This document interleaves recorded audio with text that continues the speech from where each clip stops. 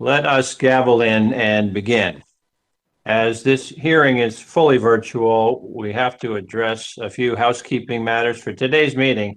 The chair or staff designated by the chair may mute participants' microphones when they are not under recognition for the purposes of eliminating stray background noise. Members are responsible for muting and unmuting themselves.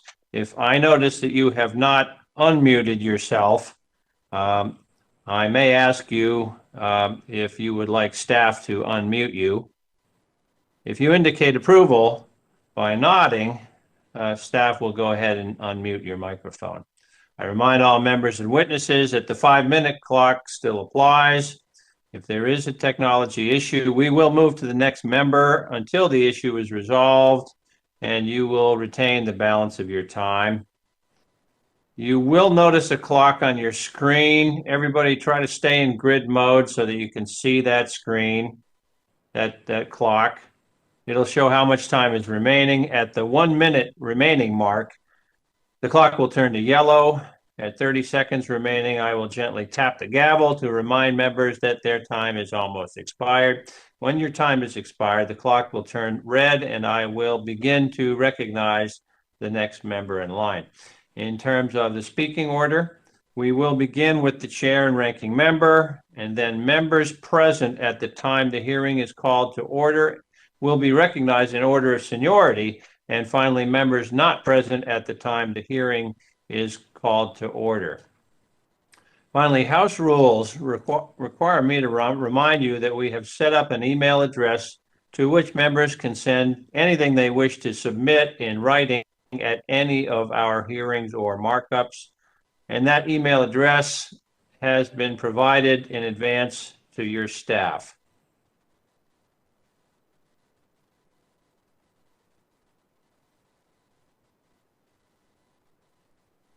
The subcommittee shall come to order. And good morning. Today, for the first time in this 117th Congress, this subcommittee welcomes representatives from the Department of Commerce, in this case, from the National Oceanic and Atmospheric Administration, commonly known as NOAA.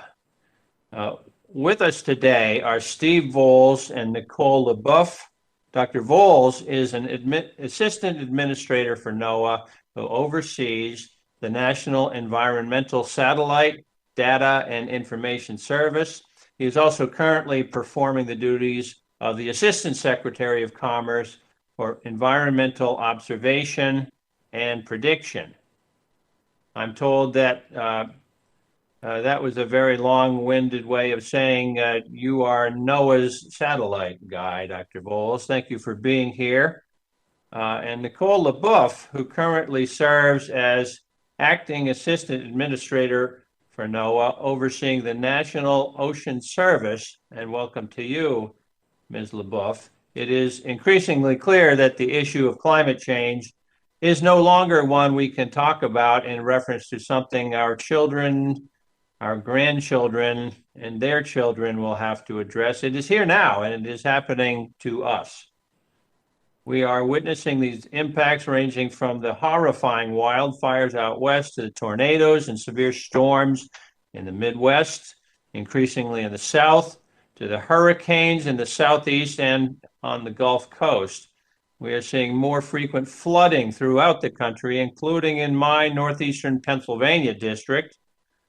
This past year, the United States saw a record 22 distinct severe weather events that cost over $1 billion each in damages, beating the previous high levels by 6 events.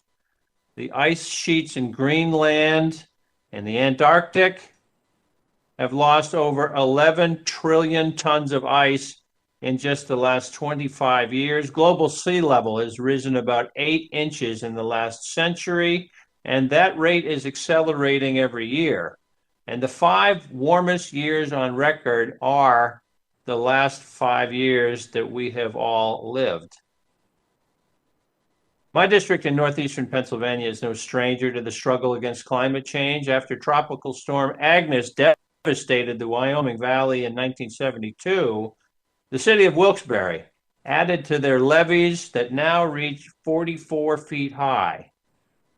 But the Susquehanna River nearly topped them, setting a record and reaching nearly 43 feet in 2011 as a result of Tropical Storm Lee. That was an extremely close call for the city of Wilkes-Barre and very well may have cost residents thousands of dollars apiece in additional flood insurance, as the definition of the 100-year event changes along with the climate changes. We need to be doing more to address the increasing risk that our communities are facing all over this country. These data and stories all paint a bleak picture of the outlook we face as we look to adapt our society to our new climate reality. As we sit here today, Congress is looking to make investments in infrastructure and to do that in an intelligent way. Infrastructure planning decisions, especially at the local level, increasingly rely on high quality, credible climate information, and that is where NOAA comes in. I'm looking forward to exploring how our climate system is changing, the threats that we faced, and how you deliver this critical climate information to decision makers at all levels of government, as well as at private businesses and for individual citizens. The federal government has to have the tools and resources it needs to further our understanding of the changing climate and to inform the American people about the corresponding risks so that we can prepare and respond accordingly. It is my intention as chairman that the CJS subcommittee will help lead the way in this effort. Dr. Voles and Ms. LaBeouf, it is a privilege to have you join us for this important discussion and to learn from your expertise on the subject.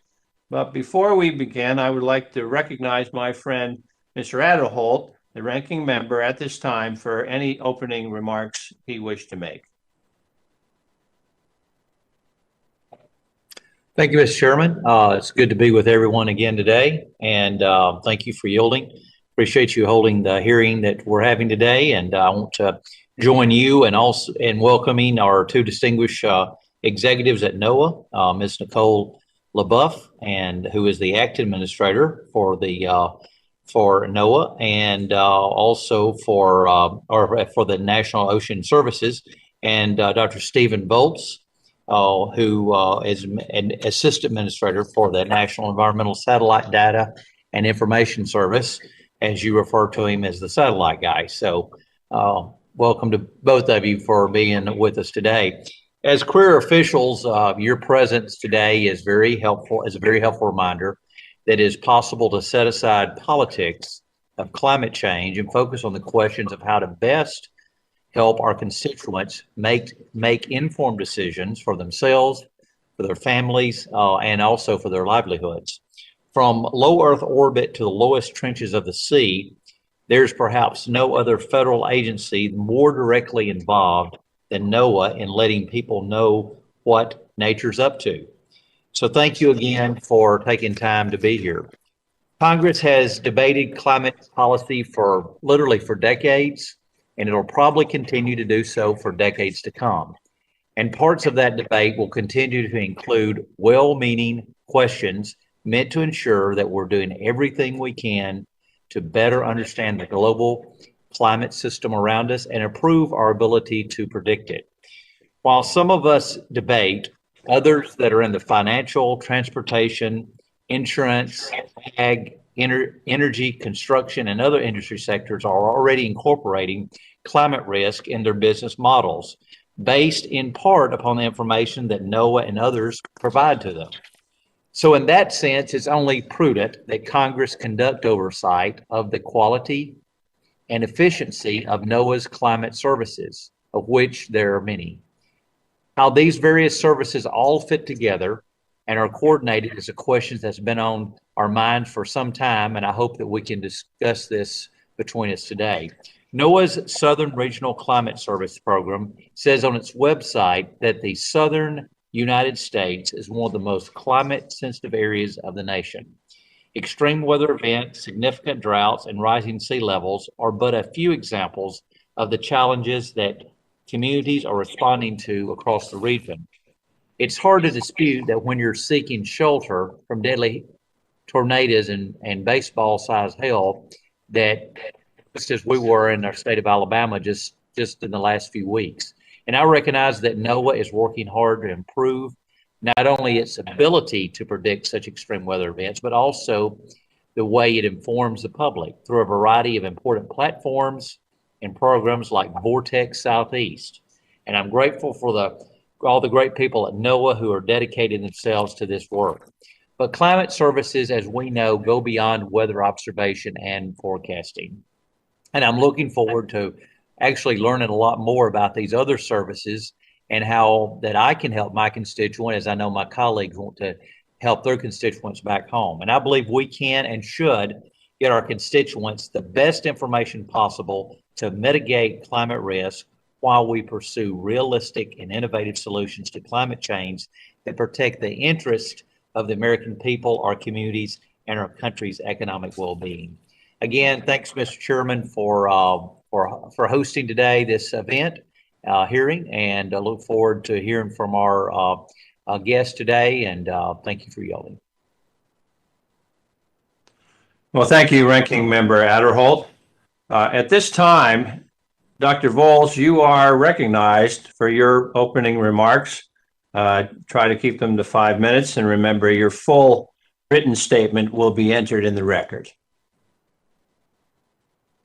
So thank you, sir. Good morning. Thank you, Chairman Cartwright, Ranking Member Adderholt, and members of the subcommittee. I want to thank you for the opportunity to testify today regarding NOAA's climate and environmental services and for focusing on the critical subject of climate change. I am honored to be here as NOAA's Acting Assistant Secretary for Commerce for Environmental Observation and Prediction, the satellite guy as well. My colleague, Nicole LaBeouf, and I represent over 12,000 NOAA civil servants and many thousands more in the cooperative institutes and in our national and international partners. The dynamic Earth system is changing in unprecedented ways. The changes are continuous and pervasive, and they are accelerating. Wherever we look, we see the indications of change. Through our measurements of atmospheric composition and temperature, global sea levels and polar ice cover, and we see the impact of these changes on humans and on their livelihoods. We're observing significant stress in the coral reefs around the world caused by warming waters and more severe storms. And we measure enhanced carbon dioxide levels at the top of Mauna Loa volcano in Hawaii and in the world ocean. We're seeing the impact of power systems of extreme cold in Texas and Alabama just recently, and extreme heat in Alaska that's forcing once abundant fish stocks to migrate outside our national waters. The fourth National Climate Assessment projects that extreme weather and climate events are going to worsen in intensity, duration, and frequency over the coming decades. NOAA is the nation's climate service. Observing the world with satellites, hurricane hunter aircraft, coastal and deep ocean vessels, weather stations, and ocean buoys, we collect the data that demonstrates the climate is changing at an accelerated rate. NOAA shares with our other federal agencies our mission of science, Earth observation, and research, but we are unique in two key aspects. First and foremost, NOAA is a service agency. It is our mission and our mandate to deliver operational climate information to partners and to communities. But understanding climate science and change is critical, but it's not enough. NOAA connects climate science to the community. Second, NOAA is the federal government's only ocean-focused agency and the only agency in the world with a whole Earth observations responsibility and capability. We observe the environment from the bottom of the ocean to the surface of the sun, and we make climate and environmental information accessible to communities. NOAA is the essential partner in this global endeavor. As the world's climate is changing rapidly, our understanding of the environment must keep pace. Our mission of science, service, and stewardship is more urgent than ever. From farms to fisheries to the floor of the Chicago Mercantile Exchange and other markets, NOAA's sciences and services enable the safe and profitable stream of American commerce. NOAA's extreme weather forecasts and warnings reach people via cell phones, radio and network broadcasts, and local emergency alert systems. Local and national policymakers depend on our environmental and climate data archives to inform decisions, great and small. Where does the floodplain start? Does our local town have enough road salt for the winter? How should I update my county's building codes in the face of expected environmental conditions over the next 30 years? NOAA can help answer these questions. Some of the expected changes, for example, more powerful hurricanes, drive our improvement of our long-term weather research and applications. Heavier rain events have contributed to increased river flooding in communities like Scranton, Pennsylvania, and Gadsden, Alabama. Other events stand out as significant departures from historical norms, such as the intensity and frequency of wildfires and drought. The increased heat in the atmosphere, and in particular in the ocean, driven by global warming, is changing the dynamics of our weather and environmental systems. New observations, research, and modeling of the interconnected Earth system are needed to understand the changing world and to provide the information services our nation requires. To meet this challenge, NOAA must provide a deeper, more comprehensive understanding of our complex Earth environment. This requires a robust, state-of-the-art global observing system and expanded research of the ocean, land, atmosphere, and the sun to monitor and model the physical, chemical, and biological features of our world. For example, we know the ocean is a major driver in regional climate variability. NOAA's ocean observing system must rise to the challenge of providing that information. I have worked for 35 years at NOAA, NASA, and in industry, and working with observation and informational systems at all scales. And I see before us what I see as the ultimate systems challenge: to understand and observe a world in which we and every other organism can live well. We must prepare not just for today's needs, but for the environment that we know is coming. This will be a world with more storms, more floods and wildfires, and economic and ecosystem disruptions. I know that NOAA, working with our partners at NASA, the USGS, and the global Earth observing community, can meet this challenge. With the commitment from our community, with direction and investment from our stakeholders, NOAA stands ready to help communities understand and prepare for the changes that we are already seeing and those that are still to come. Our country can adapt and even thrive by anticipating and living in greater balance within this new environmental patterns. Thank you. And I turn now to my colleague, Nicole LaBeouf, for her statement. Or back to you, Chairman Cartwright. Thank you, Dr. Volz. And at this time, Ms. LaBeouf, you are recognized for 5 minutes of remarks.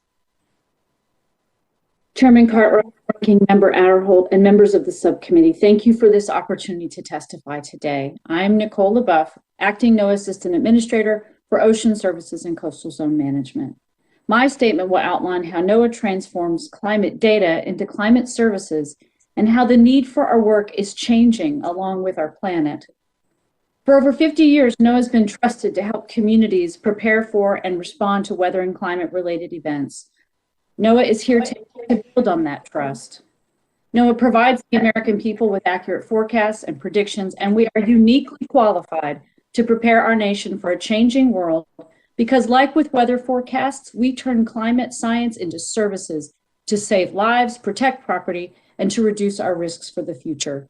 And with a mission to serve all Americans, I am here to say, in admittedly unscientific terms, that it's go time.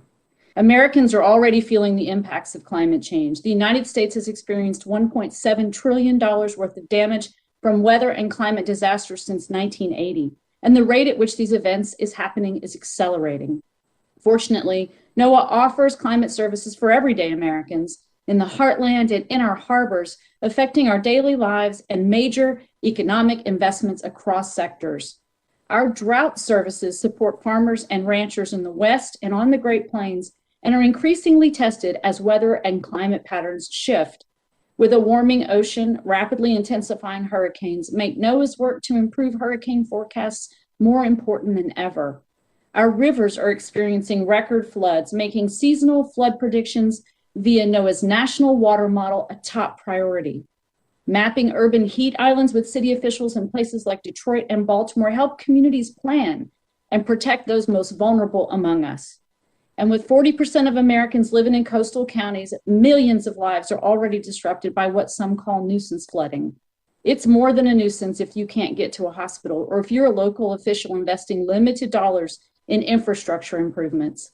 I've met with the mayor of Charleston, Lieutenant Governor of Louisiana, Army Corps colonels in Florida, and port authorities all along our coasts. They're already seeing the impacts of changing weather and climate patterns on their operations and on their communities. They're elevating roadways and securing utilities, and they're calling on NOAA for our expert help. We're answering the call, but there's more that we could be doing. I grew up along the Texas Gulf Coast. Houses that were 2 or 3 blocks from the beach when I was a kid are now at the water's edge without protection from the next storm. My family's got insurance, but not everybody does. This is just one of the challenges faced by the poor, often people of color, and rural communities most vulnerable to wildfires, freezing temperatures, and floods. NOAA helps underserved communities through technical assistance, extension services, and on-the-ground partnerships like habitat restoration projects, which provide jobs for young adults, including veterans. We have long-standing partnerships with first responders, the agricultural sector, floodplain managers, and tribal nations, and we're forging new ones with real estate, finance, and health professionals, to name a few. From around the world, other countries and global leaders in the shipping and reinsurance industries are reaching out for NOAA's climate advice because they know that NOAA's reputation for delivering accurate and reliable information is well earned. And NOAA works closely with other federal agencies like the Department of Defense. Because of a partnership with NOAA and others, DoD now requires its coastal installations worldwide to consider the impacts of sea level rise on military readiness, including at our nation's largest naval station in Norfolk, Virginia. I've walked the base at Norfolk with DoD engineers and facility specialists. When the base floods, and it does, it's getting harder for military personnel to get to their posts. America trusts NOAA, and the demand for our climate services is growing rapidly. In fact, Americans are asking for more of services we've only begun to scale up, such as fire weather predictions, projections of climate impacts on fisheries, and harmful algal bloom forecasts. Local officials, industries, and communities must decide how and when to ready themselves for climate change based upon their region's vulnerability and their own tolerance for risk. NOAA's authoritative climate tools and services must underpin their decisions, meaning that NOAA must also be ready if our nation is to be resilient to climate change. Honorable members of the subcommittee, I've worked for NOAA for most of my adult life. We have an unparalleled opportunity to not only take care of our own, but to demonstrate American leadership in adapting to climate change. NOAA has the expertise, the mission, and a deeply committed workforce eager to do even more of what NOAA does so well, safeguard the American people when and where they need us the most. We welcome the opportunity to work with you to further focus our efforts. Thank you, and I look forward to your questions. Thank you for that opening statement, Ms. LaBeouf. For our witnesses, we now begin the question period. Each member will ask you 5 minutes of questions at a time, and I begin myself. I recognize myself for 5 minutes of questions. You know, right now we're talking about aggressive, ambitious infrastructure building, infrastructure bills. And as we consider the administration's infrastructure plan, I want to say NOAA has a critical government-wide role to play in this. We're looking at investing in roads and bridges and water systems and sewer systems and other pieces of hard infrastructure that are intended to last, 30 to 50 years, sometimes longer. We need to ensure these projects are built in such a way as to account for changing future conditions. As I understand it, of any agency, NOAA has the best understanding of what kind of environmental conditions these investments will be exposed to over that kind of extended period of time. Am I correct in that? Yes, sir, you are. Well, so the envisioned plan will contain a whole lot of bridges and sewers and levees that will each individually need an assessment of their future risk profiles. What is your capacity, if you have it, to provide that kind of detailed analysis and support services? Thank you, sir, for that question. We do have some capacity, but the demand for that expertise is growing rapidly, and we are at this point unable to keep up with that demand. Okay, so that follows the next question. What are states and local governments doing now if you cannot provide support to all of them? Yeah, thank you for that question. So state and local municipalities in many cases are being served well by NOAA. We have so many partnerships and really boots on the ground to help them interpret NOAA data and to supply their own communities with the kind of information that they need and that they're asking for. Where we can't provide that, either the type of climate information or the granularity is just not available to NOAA at this time. Those local townships and communities are actually beginning to pay for that information from private companies. And that's precious dollars that they should, quite frankly, be saving to spend on the infrastructure projects that they're going to need. Okay, so they go to the private sector, and I certainly have no problems or concerns with the private sector filling in the gaps that the federal government can't close. But I do worry about the quality. In addition to the price, I worry about the quality of the information in this case. Is there any way to control the quality of privately obtained climate data? And what can we learn from the National Weather Service and their interactions with the Weather Channel and AccuWeather and things like that? Well, that's a great question, and we deal with this on a regular basis, sir. The controlling the quality, we have, from the example you provided, AccuWeather, the Weather Channel, we've developed over many years a working relationship with the weather enterprises, we call it, where we share the space that we work in, but NOAA is known to be the one that provides the baseline data that are so essential. We provide standards and clarity of what is good data and how do you validate data. So when working with the private sector, we envision the same evolution will take place. But right now we cannot control what a private sector data collector might be if they work on their own. But we encourage, through the avenues that Nicole mentioned, the communities work with us through our regional connections to find the right sources of data and to work with us, or to identify with us the way to get the correct data. I expect over time our standards and ability to provide those standards will increase the quality of data overall, including the privately provided data. Okay, now if a governmental agency, some local government entity, does not want to rely on the private sector for climate information, what are their options for engaging with NOAA? Is there some minimum level of climate services that NOAA needs to develop for communities that cannot afford consultants with fancy proprietary models of their own? Yes, there are a certain level of global or countrywide environmental data that we provide. And as mentioned, we have a number of regional constructs which allow the communities to reach out to NOAA, to work with NOAA, whether it's through our regional climate centers, which provide operational streams of data spread around the country, or through our research and our RISAs, which are an organization that provides an interactive engagement with different communities around the country about what questions they have and what services we can provide and what we can't. But as Nicole mentioned, we are under-resourced to answer all the questions that we see coming. But we have avenues for first contact to reach out to us around the nation. All right. Well, Dr. Voles and Ms. LaBeouf, we are the subcommittee that make the first decision on what kind of resources NOAA is going to get. Ideally, how would additional resources be used to expand climate observations and services in an all-of-government approach to the climate crisis? Yep, thank you for the question. So NOAA is an ideal bridge between the other federal agencies. And so in saying that, what I mean is that there are science-based agencies like NSF and DOE and others, and there are service-based agencies, HUD and FEMA and Defense, for example. NOAA has both a science and a service mission.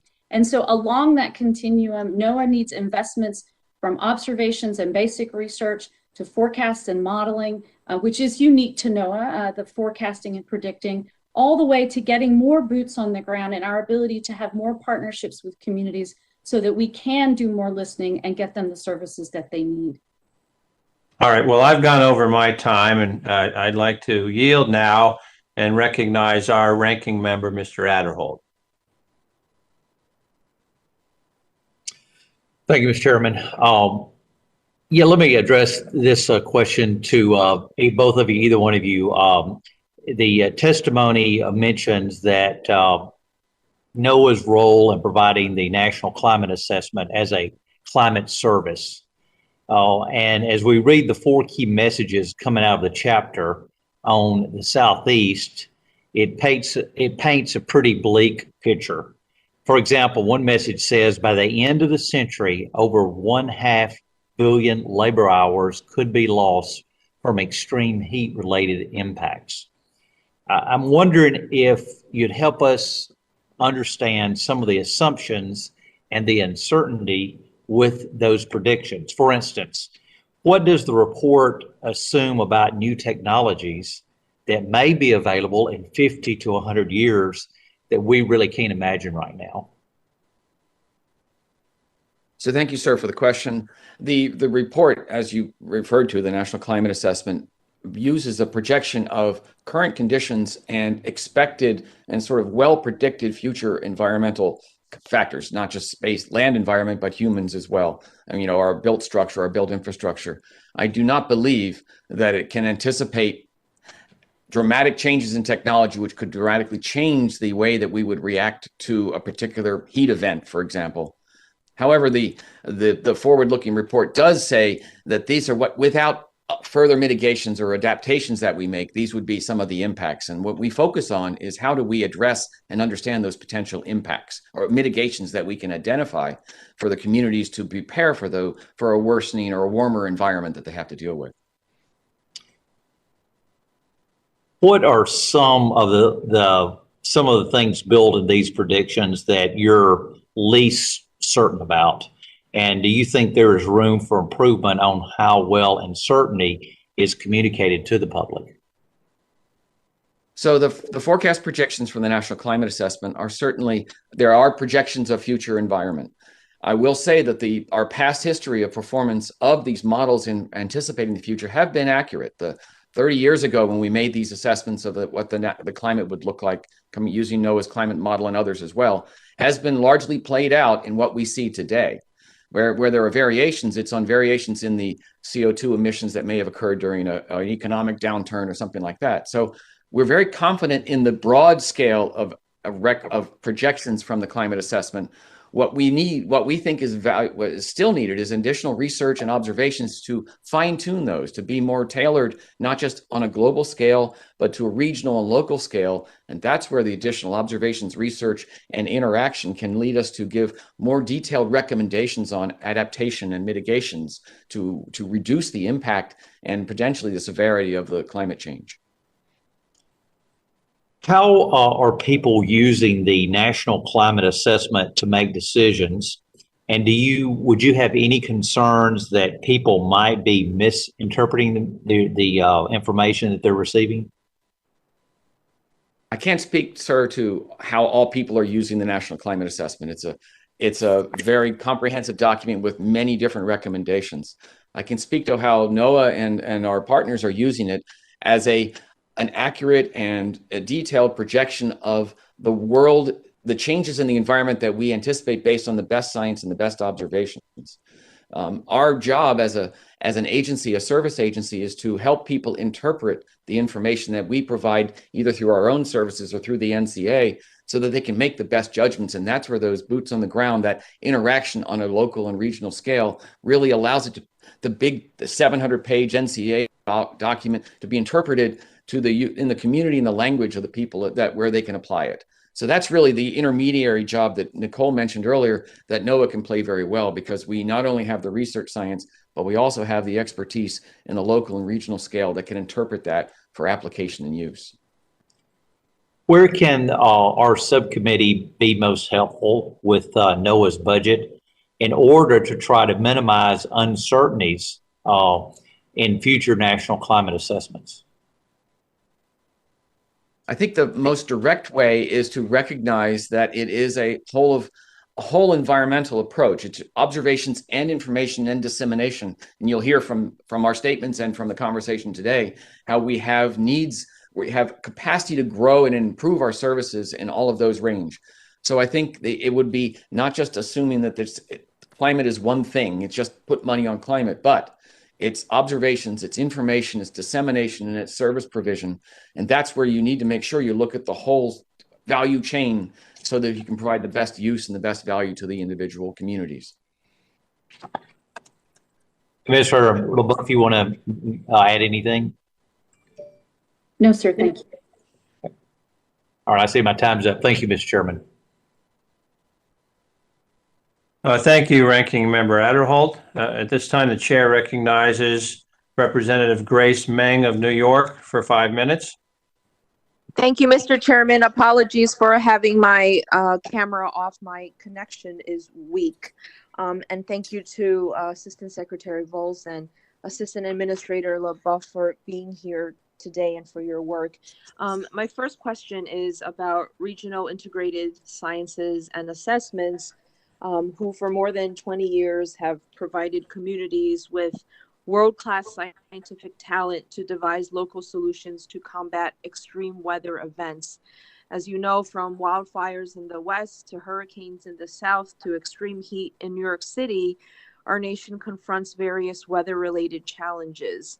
In fact, NOAA reported that the U.S. had a record-breaking 22 separate severe weather events that cost over $1 billion each in 2020. Taken together, they caused $95 billion in damage and 262 fatalities. Unfortunately, the RISA network does not cover the entire U.S., meaning communities affected by severe weather-related storms lack the tools and resources to plan accordingly. Last year's House report included a provision that directs NOAA to expand geographic coverage of this program, with the long-term goal of providing comprehensive decision support services and tools to local decision makers in all states and territories. Can you tell us how you plan to comply with this language?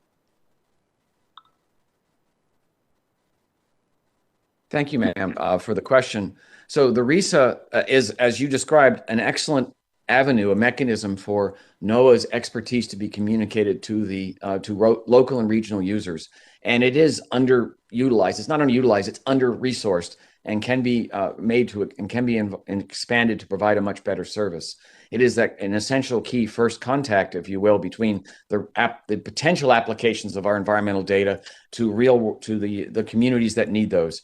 So we expect, and as we've been identifying in our addressing the climate change challenge has been identified by the administration, to propose and to present expansions of that RISA capacity to cover the U.S. more efficiently and effectively. But it is a big ask, and there's a lot of information and a lot of requirements or requests for our services across the country.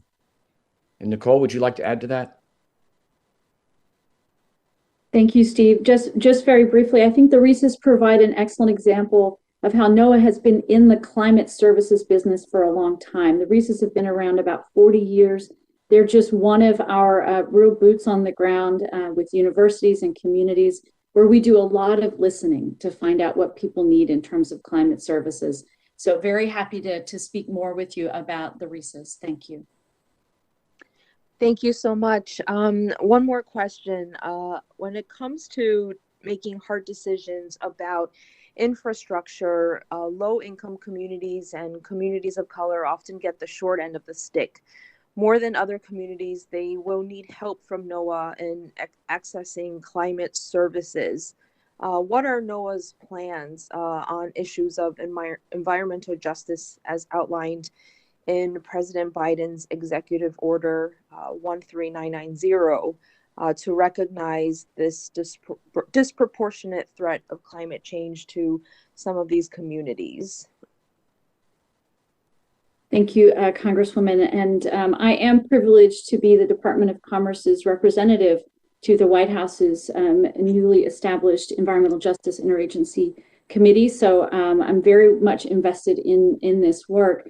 NOAA is invested across the board in protecting all lives and all property. And I'll just give you an example of how NOAA can serve between the data collection and the services to communities. So for example, we announced an expansion of our heat islands mapping tool this week, where cities around the country that have hard paved structures and lots of buildings, we are finding through our data the ability to actually identify locations where the heat index is 5 to 10 degrees higher. This is really important for folks with respiratory ailments like asthma and our elderly populations and urban communities.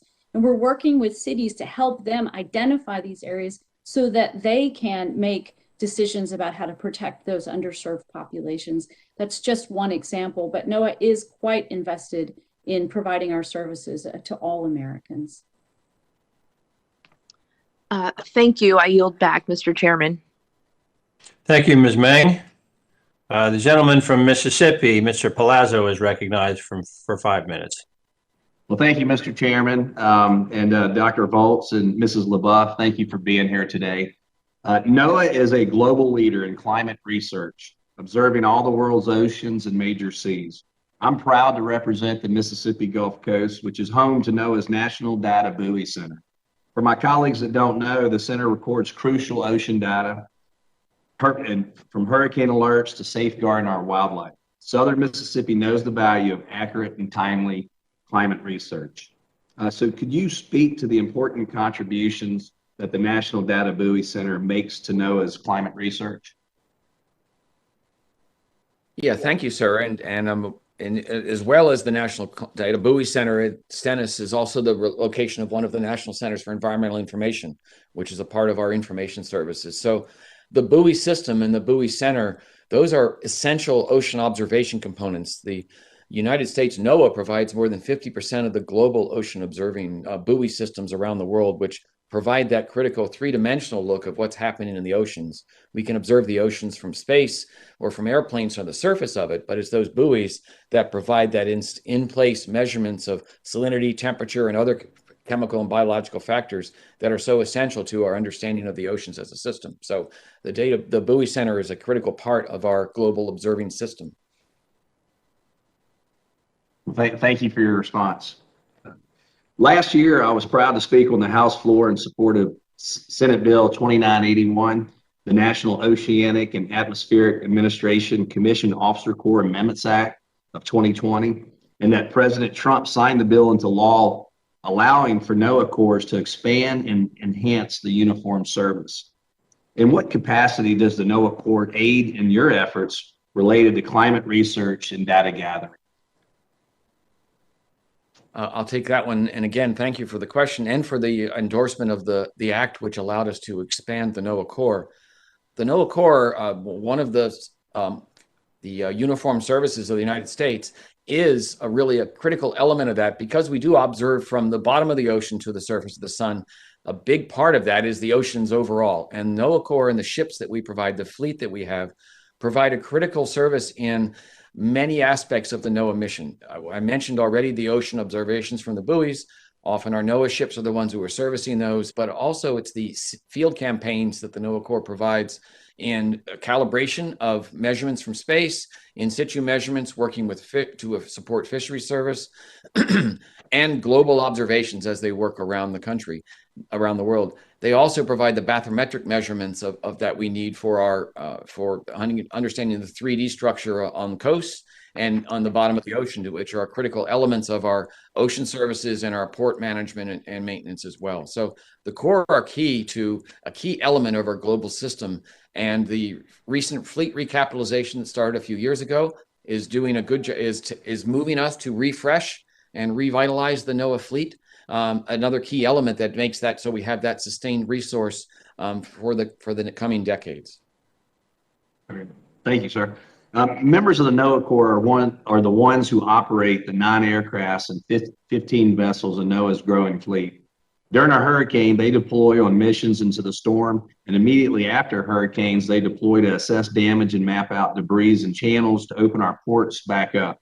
All these activities are essential to my district and other members' districts around the nation, especially last year where the end of the hurricane season saw numerous back-to-back hurricanes in the Gulf impacting our maritime economy, our ecosystems, people, and property. What work is NOAA undertaking to better predict hurricanes? And also, is NOAA partnering with research universities on this? Yes. On the second question, yes, we are partnering. On the first part of the question, what work are we doing? You identified, sir, the importance of our airplanes, our aircraft to fly into, to diagnose hurricanes as they're happening. That has both an immediate aspect because it helps us determine the intensity of a storm for that day and that event, but it also has a long-term research aspect because combining those in-place measurements from the planes with satellite data at the same time allow us to interpret more efficiently and effectively the entire system of a hurricane. So the research that goes on, and we've had a long history of many years at our National Hurricane Center, working with academia as well and the global work environment to understand better not just the landfall, which we've predicted very well of hurricanes, but the intensification and the variations of hurricanes. And one thing we've noted with climate change is that the rapid intensification of hurricanes, as we saw in the last year in particular, is a feature that is changing the characteristics of hurricanes. And that's an important piece of what we need to understand to know how quickly it can go from a Cat 1 to a Cat 5. Our historical models are not sufficient. And that's where the additional research, additional airplane flights and satellite observations, and the research with them is essential. Thank you for your responses. My time has expired. I will yield back. Thank you, Mr. Palazzo. At this time, the gentleman from Florida, Mr. Christ, is recognized for 5 minutes. Thank you very much, Mr. Chairman, and thank you to our witnesses for being here today to discuss a topic that is critically important to my home state of Florida.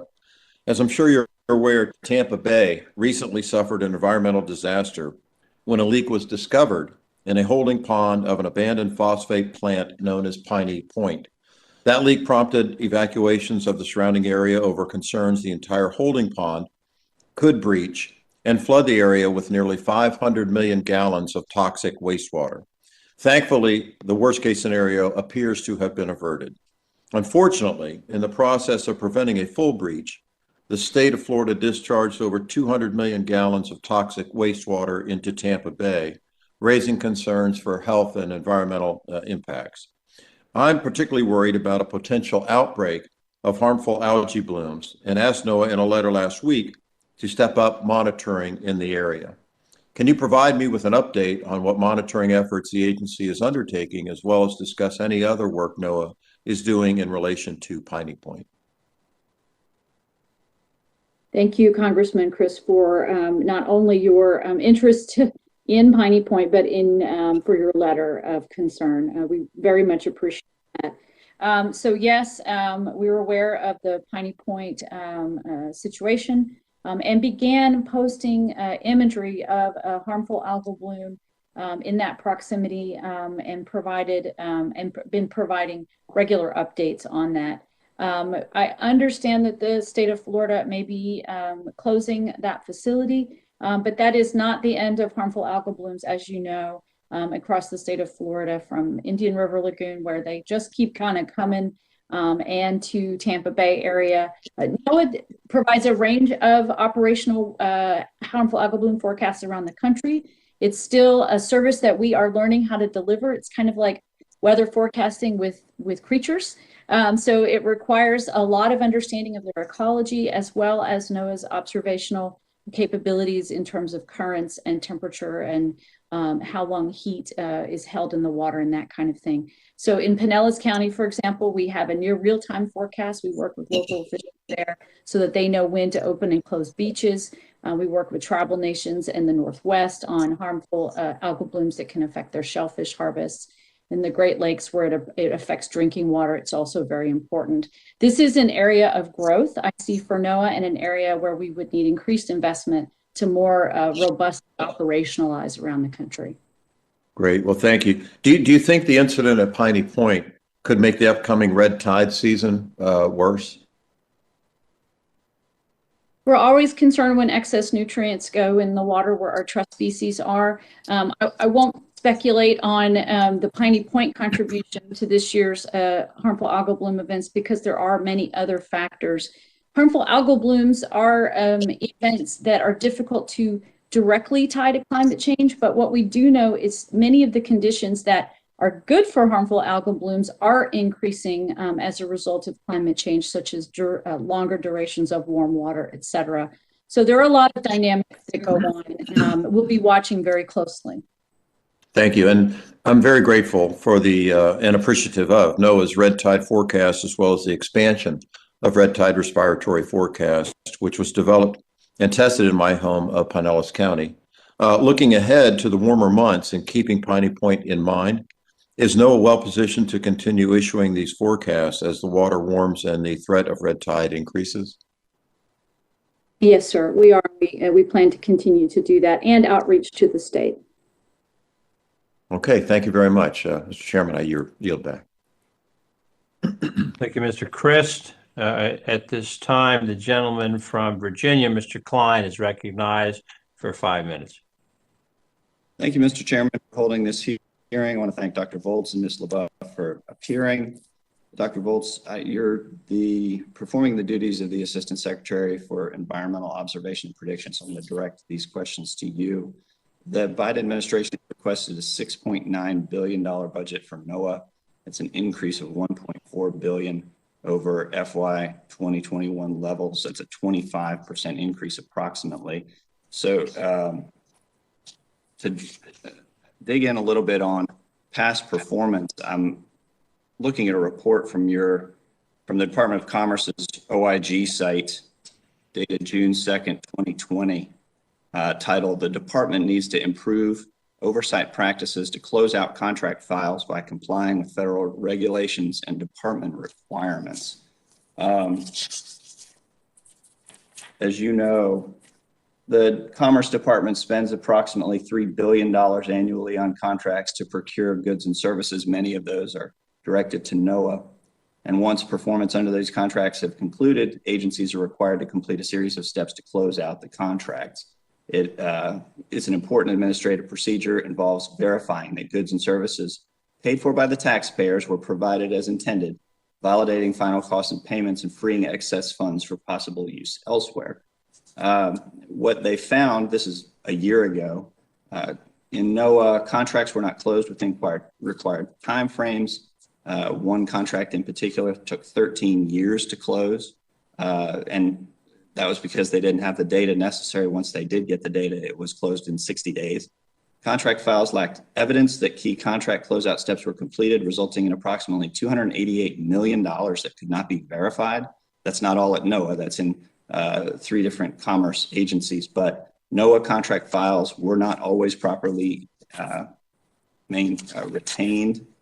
And they took a review of sampling of 33 NOAA contracts. The results were that of those 33, 17 had missing documentation of contract physical completion, 19 had inadequate or missing invoices, and 1 had incorrect or missing contract completion statements. There were some recommendations made. I could go into the problems more, but what I'll say is the recommendations, I just want to confirm that these are being done, and you can come in afterward with data to show me that these are being done.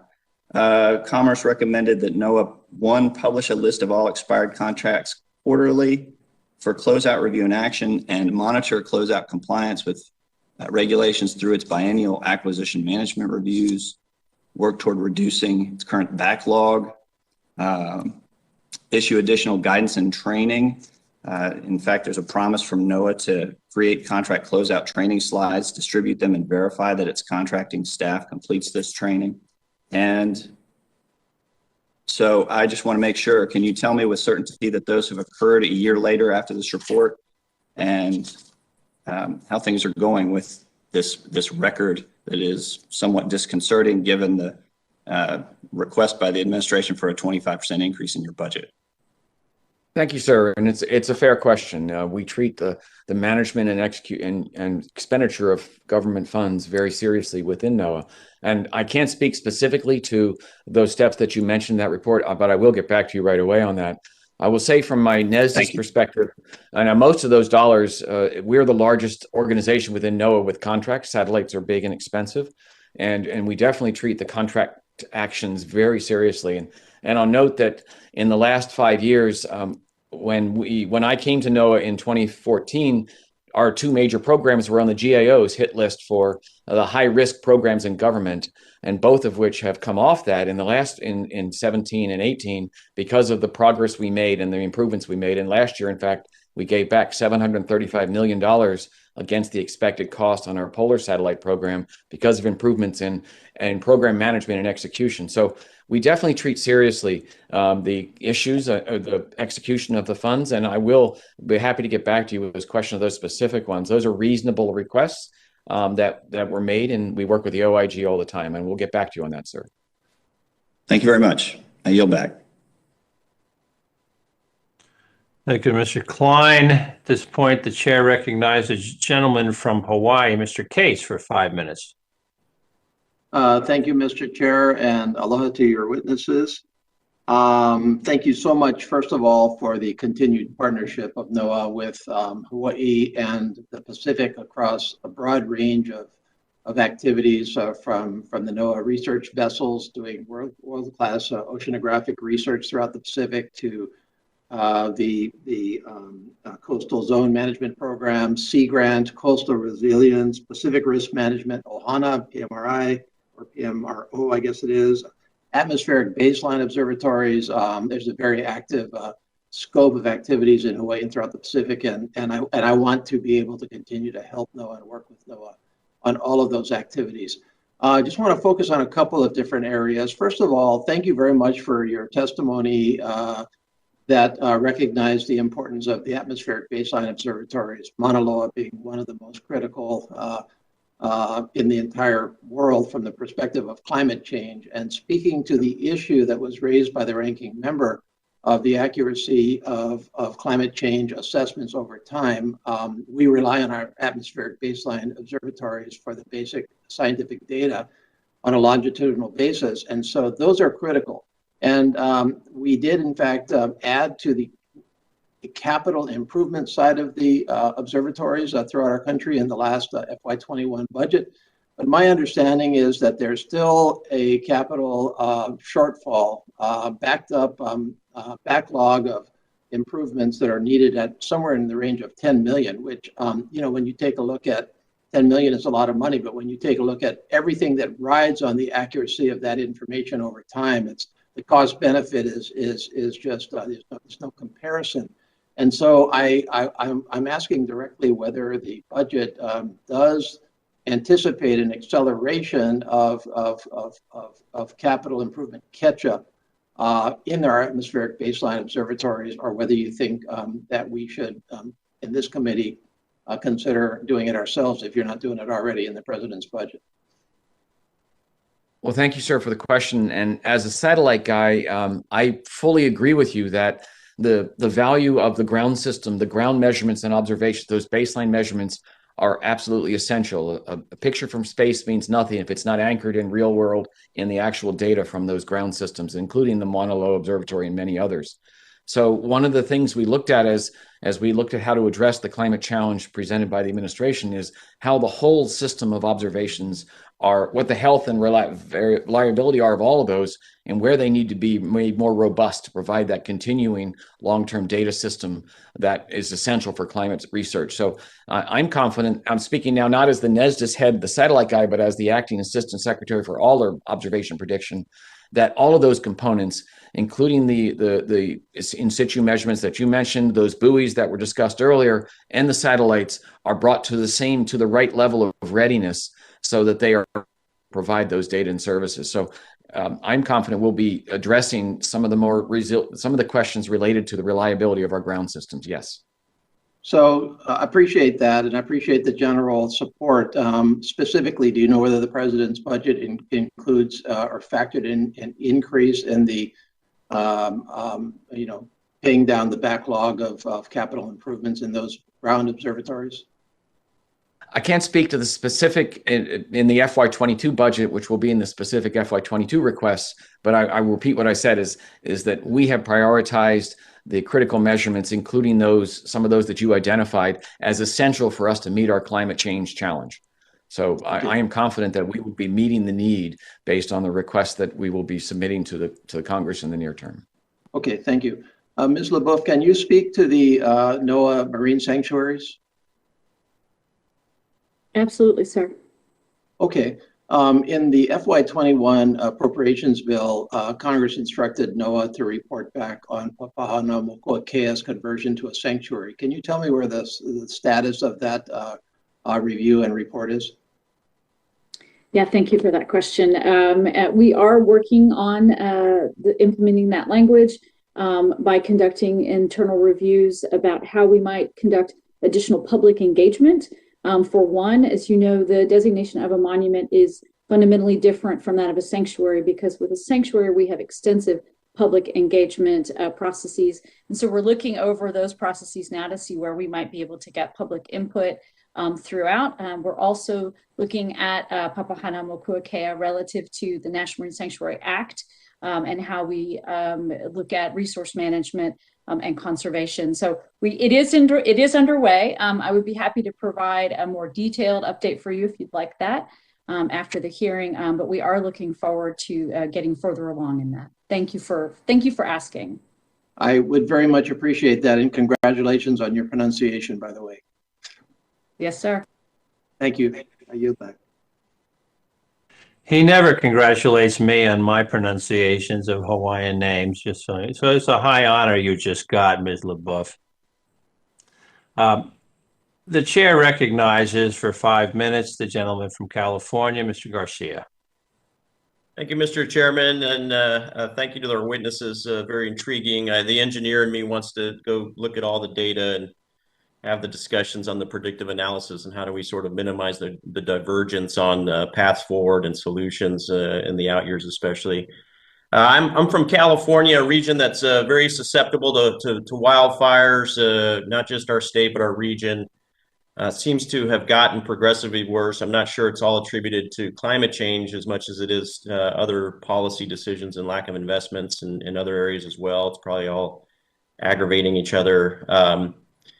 In researching and doing some background on this particular committee hearing, I learned that a 2,000-pound pine tree actually retains roughly 20 million BTUs, which is actually about 1.5 million BTUs more than 2,000 pounds of coal. And so these fuel sources are everywhere, obviously in our state and our region in the West. What is the total contribution to CO2 emissions from wildfires, whether man-made or natural wildfires? Do we have any data on that? Thank you, Congressman, for the question. And we do, but I don't have it on the tip of my tongue. So that's a good question. I think that's an interesting. I got to imagine it's a pretty significant contribution given the size of some of these fires and duration.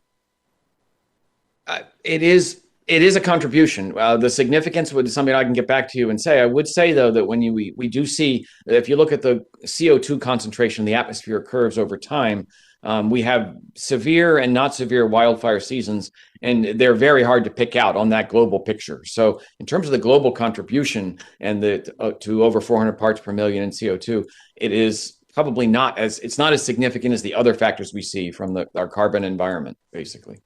Okay. But I can get back to you with the specific details. I'd love to see that if we can, and specifically, how it affects our part, both in the problem side and the solution side. As far as helping us mitigate and fight the fires, I know your assets and some of your predictive modeling, and I've supported the artificial intelligence elements that have been going into helping model the firefighting, as well as other things that you use AI for. But in your estimation, what do you think is one of the more effective ways to mitigate, sort of break down or minimize the total potential energy right now in the fire triangle when it comes to especially these wildfire problems that we're facing? So with the least impact to the environment, I should say, right? That's kind of where I'm heading. There are many factors which go into a wildfire event, not just the fact that a fire has started, but what's the precondition of the environment? Are the trees dry? Has there been a long-term drought? Was there recent rainfall or not? So one of the things that we do at NOAA very well is look at a fire is not an event. It's an occasion that takes it's years in the making and months in the follow-up. So we monitor the health of the environment and the ecosystem to get an idea of and our fire forecast warning actually take into account the sensitivity or the vulnerability of an area to increased fire danger. So to mitigate it, there's little we can do on a global scale, but identifying the precursor conditions and how a wildfire progresses once it's occurred is an area of active research that NOAA is a participant in, working with USGS, the Forest Service, and other actors to understand the dynamics of a fire event, as I said, which takes place over days and weeks, and the recovery from it afterwards. So it's not just the fire, but it's the it's the landslide sensitivity post-fire event that we, with our water monitoring itself, allow for that whole of environment view on how to deal with it, how to prepare for it, and how to mitigate the impact once it occurs. Gotcha. And given that the overall contribution of we'll look at the data obviously, but given that the overall contribution to CO2 emissions from wildfires is relatively low, I'll say relatively, I don't, just based on what you said earlier, is there value to having things like prescribed burns in optimal conditions that we can control to help with the forest management, to help get rid of the dead trees, the dead shrubs, and lead turn it before the conditions actually become less favorable in the peak of the fire season? I have a personal opinion on that, but not a professional one. It's not an area that I've studied, and I know there's a lot of pros and cons in those prescribed burns, and they've been done in the past and not done in other areas. So I really I'm not qualified, sir, unfortunately, to give you a professional judgment on that. Sorry. Okay. I think that's important. I think especially as we do the predictive modeling and the weather around it, to be able to have the assets to figure out when the optimal conditions are to do that. That is a viable solution that our firefighters. Thank you, Dr. Volz, and I'm out of time, but I would like that data that you have, if you've characterized the contribution of CO2 emissions from wildfires. I'd love to see that. Thank you.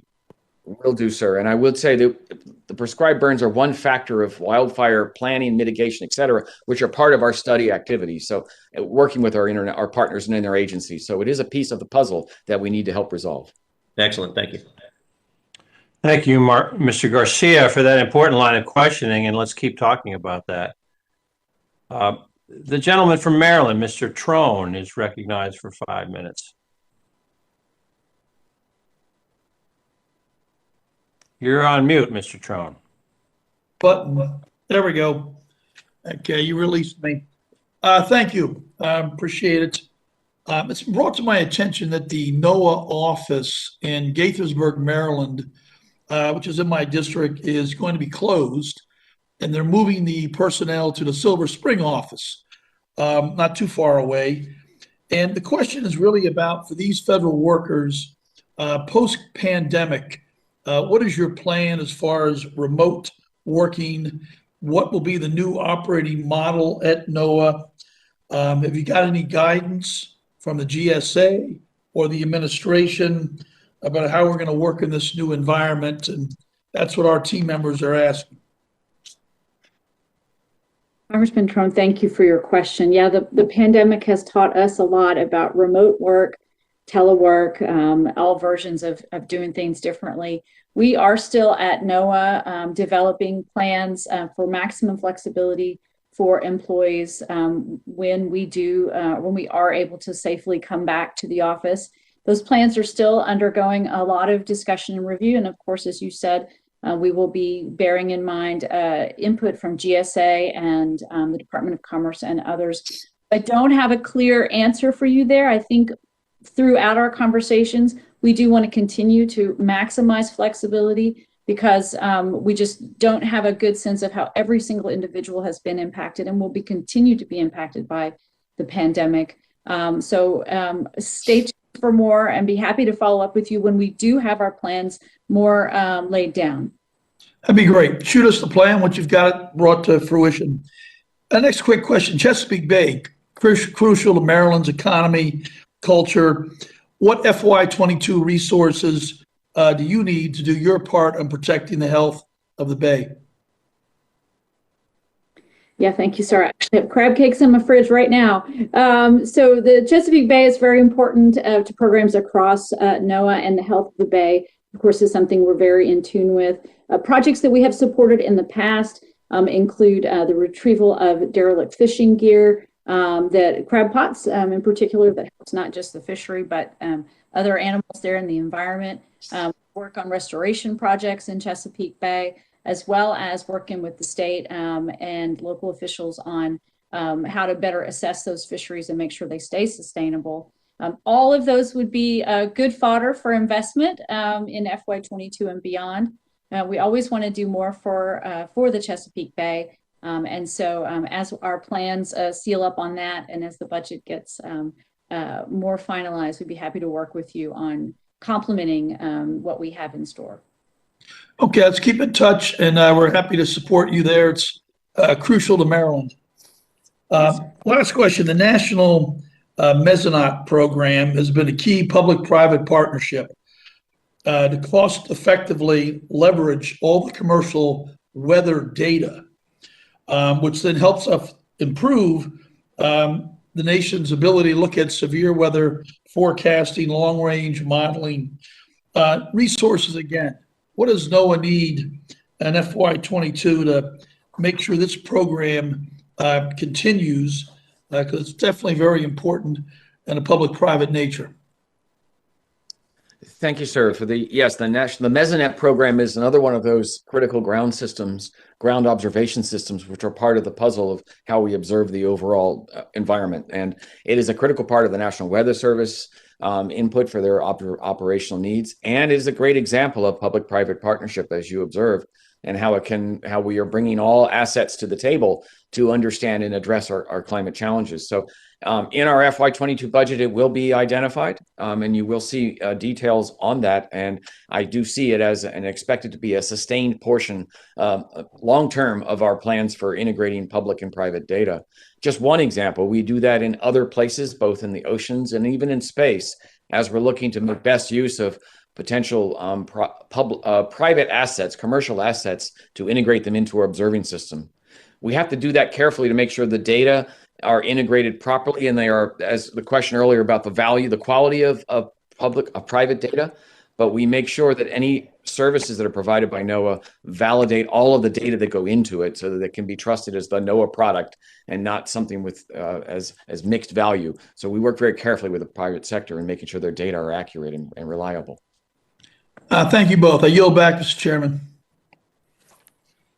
Thank you, Mr. Trone. At this point, we're going to start a second round of questioning. As I look at you on my screen, Dr. Voles and Ms. LaBeouf, you're both holding up pretty well under the withering fire of this subcommittee. So we're going to subject you to another round of it. I also want to encourage you, you said a little bit along this line before, but I want to encourage the both of you, if there's more information you want to provide us as it occurs to you after you leave this hearing. Time does not end at the end of this hearing, and please avail yourselves of our offices and let us know of further information that you think would be helpful in more fully answering some of these questions. Will you do that? Happy to do that, sir. All right, good. Now, I was talking before about the need for climate services, particularly by governors and mayors and municipalities. They're the ones on the ground making these hard decisions about infrastructure investments.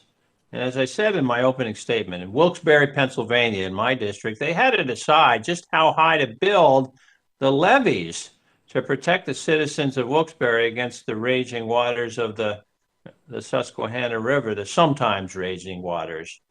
They thought they got it right, but they didn't have the information when they built it back then to plan for the future.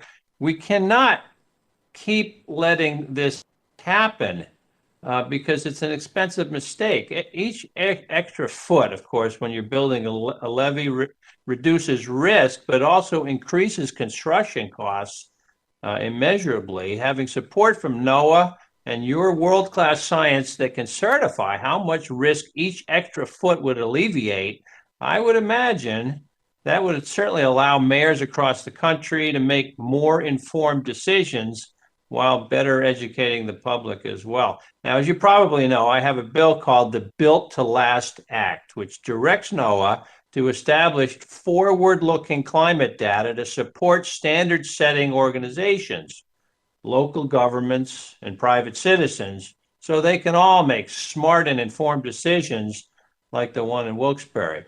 So here's the question. Are you concerned that a lack of clear, authoritative climate data and forward-looking information about climate risks leaves the door open for Americans to make uninformed, regrettable decisions, really, which could expose them to unnecessary risk and cost? And what role can NOAA play in ensuring that entities such as standard-setting organizations have the forward-looking climate data that they need to create the building standards that we can all rely on?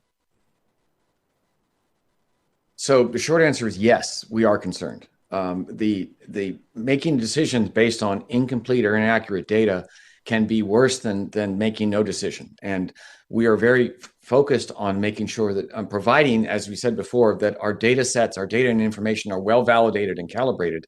But we are somewhat under-resourced in that, and answering the questions of every individual community is something that we are ready to scale up to do, but we don't have the charter for all of those service deliveries or the resources to make it happen at the level that is really needed. We do work with partners, but we need still to enhance our ability to do that more efficiently and effectively. And I want you not to be bashful. Contact us, contact my office, and let us know exactly what resources you need to pull off that mission. I think it's vital, and I think that it's money that will save. It'll be well spent. It'll be money that saves much more money down the road, so that we don't make dumb construction decisions in our infrastructure building. And I want to give you a chance. I want to give you a chance to weigh in too, Ms. LaBeouf, on that. Yeah. Go ahead, Nicole, please. Yeah, thank you, Chairman Cartwright, and thank you for your leadership on the Built to Last Act and for acknowledging NOAA's important role to provide that forward-looking information. Thank you also for the language in our appropriations bill of similar ilk. This is the ideal role that NOAA should be playing. For the first time in human history, we should be planning our construction for changing conditions and not static conditions. And so there's no better agency than NOAA to provide that predictive capability so that others can do the building standards and others can provide more direction on, say, regulations and how we build and where we build. But as my colleague, Dr. Volt, said, if NOAA is not the one providing that data, the confusion and the uncertainty, particularly when it comes to the folks on the ground, is just going to increase. And so I really look forward to working with you on that bill and any follow-up in that regard, because that's very, very important role for NOAA to play. And Dr. Vols, I cut you off. What were you going to say? No, I actually almost cut off Nicole, and I didn't want to do that. I was going to say that one of the examples of increased performance is how often we update our standards. You probably have seen we're going to be releasing the new normals for temperature and environment, which we do every 10 years over a 30-year period. So we have the new norms coming out in the next month for the 1990 to 2020 period, which defines some of those standards. But that's just in the global large scale. There are dozens of smaller scales, like what is the river norms for your region in Wilkes-Barre, and what are the coastal norms around the country, and those take effort and time. And those are places where certainly defining a standard set of refresh of critical environmental parameters are the essential building blocks for communities to build better as they plan for their infrastructure development. Well, thank you for that. In my role as chairman, I certainly will continue to push you to provide climate services and forward-looking climate data so the nation can plan its infrastructure and other initiatives. Well, my time has expired. I'd like to recognize the ranking member, Mr. Adderholt, for 5 minutes. Thank you, Mr. Chairman. As was mentioned in the testimony, the National Water Center at the campus of the University of Alabama is very essential to development of the national water model, which is being used in part for flood mapping in inland areas and has been expanded to coastal areas. What is the status of the new hydrologic cooperative institute? with the, I understand the FY21 budget included $1 million to create this institute with an emphasis on hydrology. So could you give us a little bit of a status of the new institute and where do you plan to invest these funds? Yeah, thank you. Thank you, sir, for the. Oh, go ahead, you, Nicole, please. You go first. Yeah, just very quickly, thank you for requesting that we pursue that cooperative institute. The National Ocean Service, Weather Service, and the Office of Atmospheric Research are working closely together to ensure that the funds and the resources are available to begin that work, as including providing resources to high performance computing, which is absolutely essential to the success of that and other predictive modeling capabilities. That's just the tactical update, and we're working very hard to get that stood up, and really welcome the opportunity to provide you with more updates as that goes forward. And what about the investing the money, the funds? The establishment of the Cooperative Institute, and again, in the sharing of high performance computing capability, will be some of the first priorities for those funds. We do have a weakness along the coast. Some people call it the white space when it comes to hydrological modeling. And so this is an area of priority for us. And we really appreciate having the opportunity to get some of that stuff going. Well, given the water, energy, climate nexus, how do you see the new cooperative institute supporting NOAA's efforts on the climate?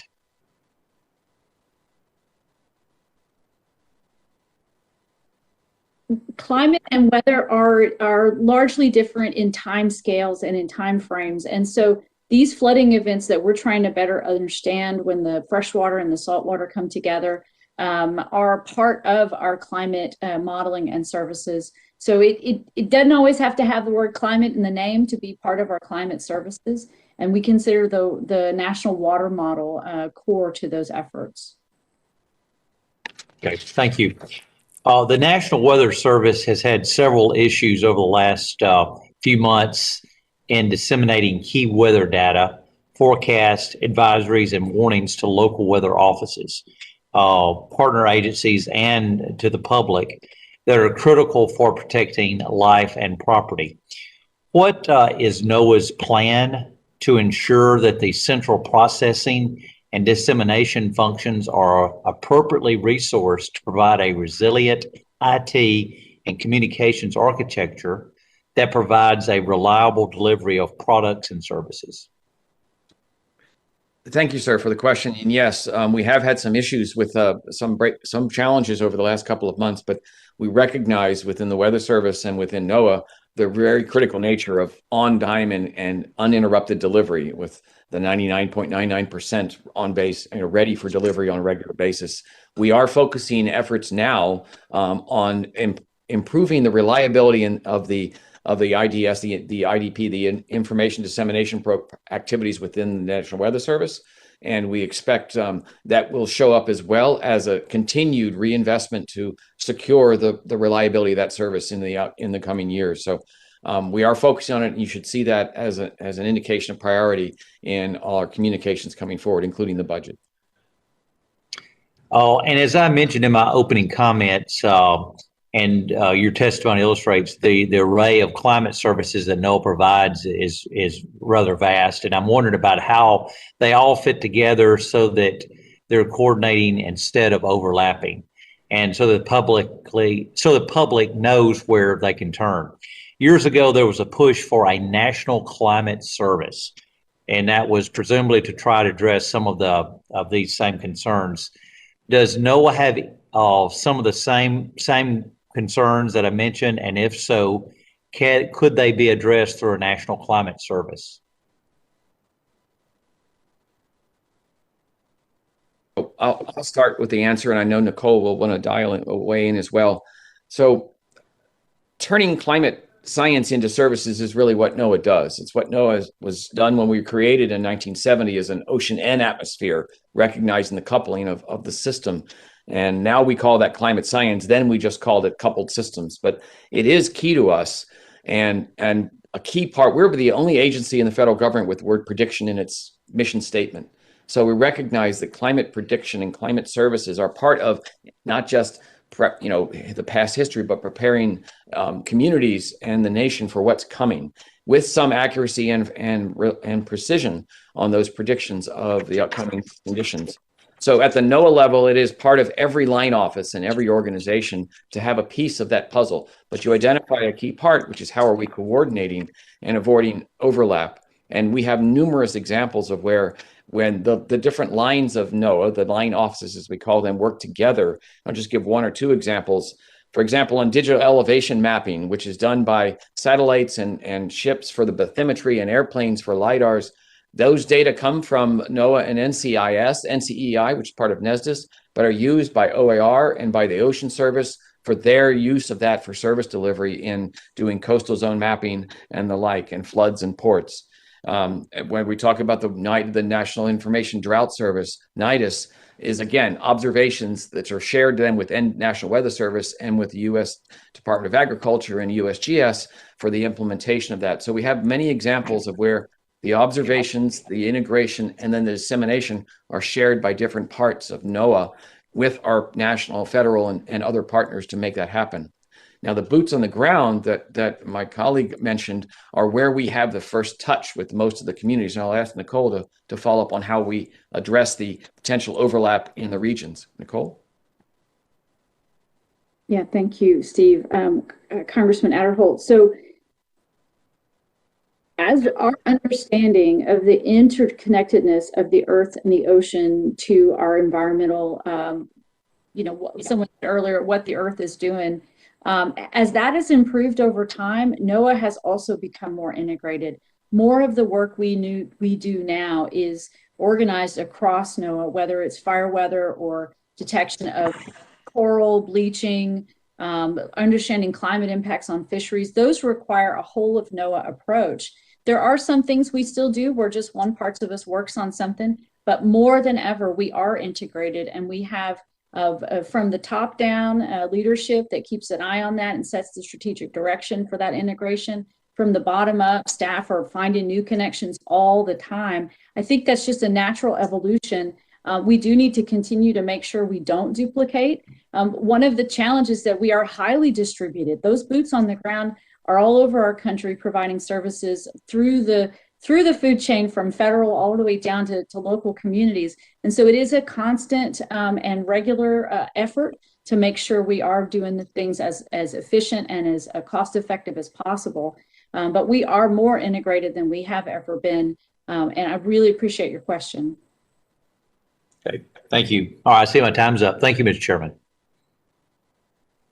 Thank you, Mr. Adderholt. Mr. Palazzo, you are recognized for 5 minutes. Thank you, Mr. Chairman. Mississippi's coasts are impacted by numerous coastal hazards, including hurricanes and other major coastal storms, storm surge, inundation, flooding, and subsidence and erosion coupled with sea level rise. Mississippi also has valuable coastal infrastructure, as most coastal areas across the nation. How do coastal zone management grants assist states and their local coastal communities to address these coastal hazards and to protect important coastal infrastructure? Thank you, sir, for your question. As you know, the coasts are experiencing climate impacts more acutely and more rapidly than anywhere else. And this is where we have such strong drivers of our economy and our way of life throughout the United States. Coastal zone experts in NOAA provide a wide range of services to state coastal zone managers, as well as elected officials and others. Just an example, we provide a suite of trainings in risk management and risk communication and trade-offs so that folks can talk to the people in their communities about these things and have informed conversations. We provide siting for industry advice and tools so that people can look at on the internet. They can look at where the risk for sea level rise is and where the socioeconomic contributors to those local areas are, so they can, again, think about those trade-offs. Those are just a couple of examples. We do place-based science and educational engagement with communities. But you're absolutely right. The coasts are experiencing kind of everything right now. So a lot of our focus is increasing there. Thank you, Mrs. LaBeouf. Could you also explain how investments in the digital coast programs will help states and coastal communities across the country with addressing coastal climate impacts? And also, does the digital coast program engage with coastal management stakeholders to identify the tools and resources needed on the ground to address coastal resilience? Yeah, so thank you. The Digital Coast is somewhat unique in that it is based upon a partnership of 8 organizations outside the federal government that are end users and represent end users of that data. So we listen to them and say, what's happening on the ground? How are the needs changing? What kind of tools should we be providing to the public and to associations and, again, elected officials? And so the Digital Coast Partnership informs that. We regularly go through review of the visualization tools to make sure they're what folks need. Again, there's kind of something for everybody there. They're tailored to a variety of needs, whether you're looking at a sea level rise or extreme conditions and extreme hazards, coastal zone concerns about vulnerable communities getting left behind and being less resilient than others. We really appreciate being able to flex our wings with the Digital Coast now that we have the Digital Coast Act. We're looking forward to doing even more with that partnership and those tools. Well, thank you, Mrs. LaBeouf, and I appreciate both of y'all being here to testify in front of our committee. And with that, I'll yield back to the chairman the balance of my time. Thank you all. Have a great day. Thank you, Mr. Palazzo. And Mr. Klein, you are recognized for another 5 minutes of question.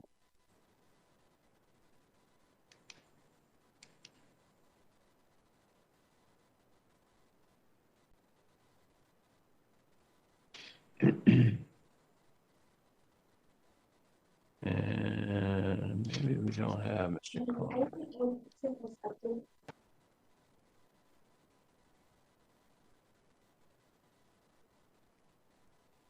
All right, we're going to move on, and Mr. Garcia, you are recognized for another 5 minutes of questioning. Thank you, Mr. Chairman. I'll be brief. There was a statement at the beginning of this hearing that intrigued me, and then a few data points and some assertions made throughout this that I just wanted to ask about. Early on, there was a comment that the 5 warmest years are the 5 last years. Can you talk about the resources that go into those types of assertions, and then how do we measure what do we as a nation, or what do our partners around the globe actually measure when determining what average temperatures are in a given year, and then are there nuances to those measurements relative to the technology that we have today that may not even have existed 5 or 10 or certainly 50 years ago? I'm not questioning it. What I'm wondering is from a scientific perspective, how are we validating the data sets that we have, and how do we collect the data that goes into that validation process, if that makes sense?